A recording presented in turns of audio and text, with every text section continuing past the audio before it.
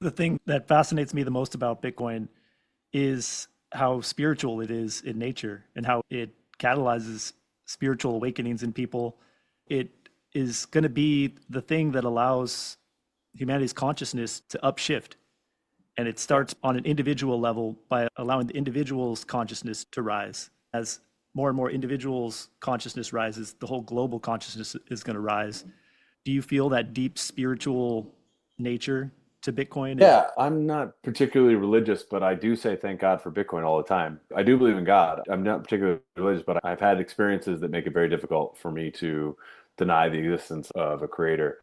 I went down a psychedelic pathway at one point early on in my Bitcoin journey, and it was interesting because on a few of those psychedelic journeys, Bitcoin was at the center along with the creator. It was like the creator and Bitcoin in a lot of cases were one and the same, or they were exuding energy from the same place in the universe, if that makes sense.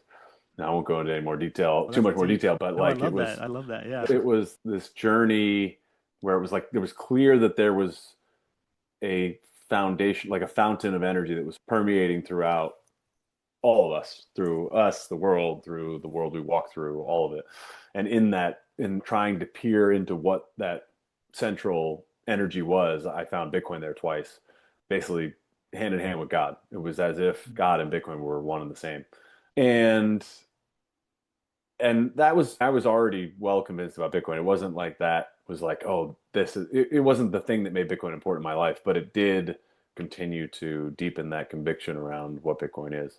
And I do think there's very much a spiritual part of Bitcoin. And I think that are we, this is going into sort of other territory, but are we in a simulation? Are aliens real? Are we just one dimension of many dimensions? Or, probably yes, and all of the above. Yeah, nothing is impossible. But through some of my journeys, I've come to the realization that we're all vessels for the souls that live inside us. And I think those souls are eternal and probably multidimensional. So like we have this role to play, which is to protect that part of the soul that lives in us. And the best way to do that now is that this Bitcoin came along and allows me to protect me, my soul, the people around me even more. So it's like a suit of armor. And I don't think about that all the time, but I do come back to that thought that I've had a number of times. And I do say thank God for Bitcoin because, as you said, if we had just continued on the trajectory of the great financial crisis, I don't know where we would be right now, and I don't know what hope I would have for the future because I would be a doomer. I've had conversations with people who said Bitcoin saved their life because it literally made it turned them from somebody they thought might commit suicide to somebody who has hope for the future. And I think that's a really powerful statement, but I think it's very true. I think there are people out there who had no hope.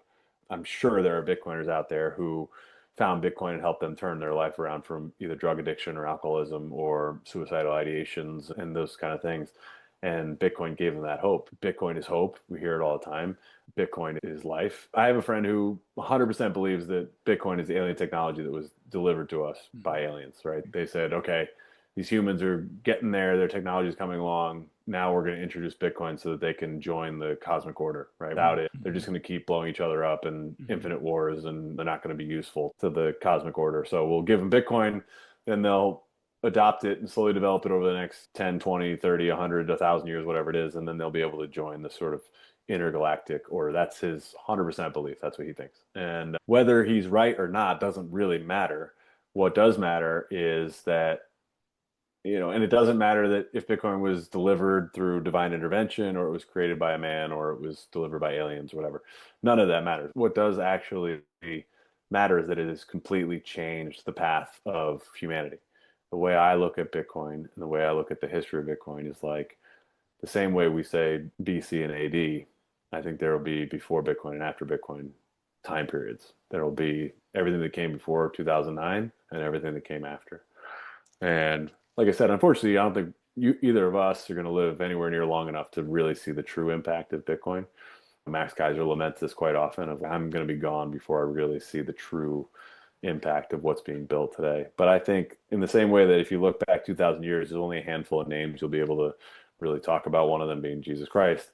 I think that Satoshi will be the same way. Like in 2,000 years, nobody will be talking about Michael Saylor or Elon Musk or Jeff Bezos or any of these people, but they're going to remember Satoshi because Satoshi will be remembered as the person who changed the path of mankind.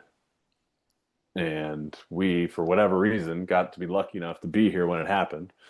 And not only do we get to watch mankind change, but we get to adopt this technology as it's being created. For some reason, we were planted here on this earth at this time. And for some reason, we recognize it earlier than most. And we get to benefit from it.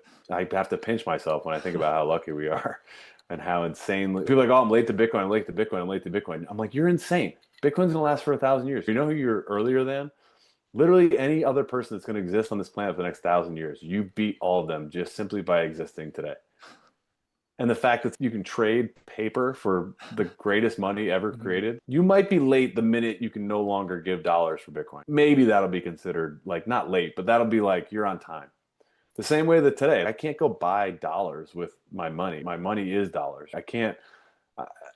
The fact that I can take my melting ice cubes of fiat currency and purchase the hardest money and the hardest asset that's ever been known to man and probably will ever be known to man.